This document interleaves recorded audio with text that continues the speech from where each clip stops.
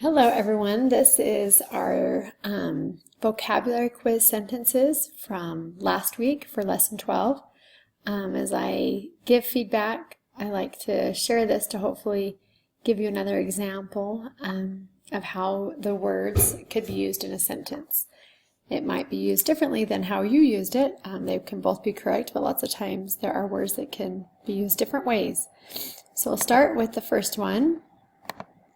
Sincere. So this is an adjective to describe someone. If you describe that someone is sincere, you're explaining that noun, that person. So you're describing a noun as someone being sincere. This is proceeding from genuine feelings. So if someone's genuine, that means they are true to how they feel. So the example sentence, she is sincere and honest in her actions toward others.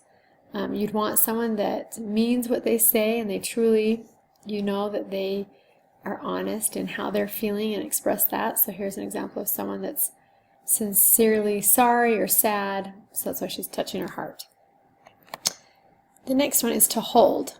To grasp or carry with your hands. So it's a verb, it's an action, something you do, something the noun does. So I is our noun here. What's the noun doing? What's the verb? I will hold. So will hold is our verb. I will hold the box for you while you open the door. So there's an example of some figure, some person thing holding a box. So to hold. There's other ways that hold is used. For example, will you hold my spot in line? You're not really holding anything, but you're keeping that spot in line. Will you hold on the phone? Some people ask, will you hold? That means will you wait for a minute? So there's different ways that hold is used, and the one I chose to exemplify is to hold something, someone that's used a lot. To look up to. So that's a verb, a phrasal verb.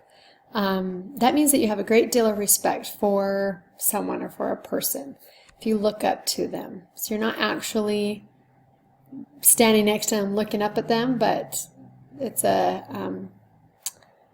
an actual but a figurative term. So I have always looked up to my father for his faith and dedication. Here's a picture of a little girl, and here she actually is. Father is someone to look up to, is looking up to him. But even I don't have my dad next to me every day, but I look up to him.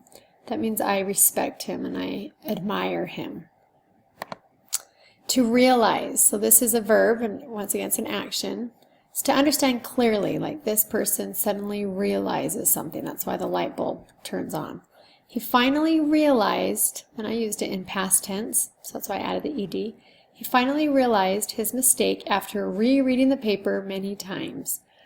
So it took reading his paper lots of different times for him to understand clearly that he had made a mistake. So he finally realized. Okay. The last one is to tell. So this is a verb, so this is something you would do, a noun does. To communicate information to someone. There's lots of ways we can tell things to people. It can be over the phone, in person, in a letter, in an email.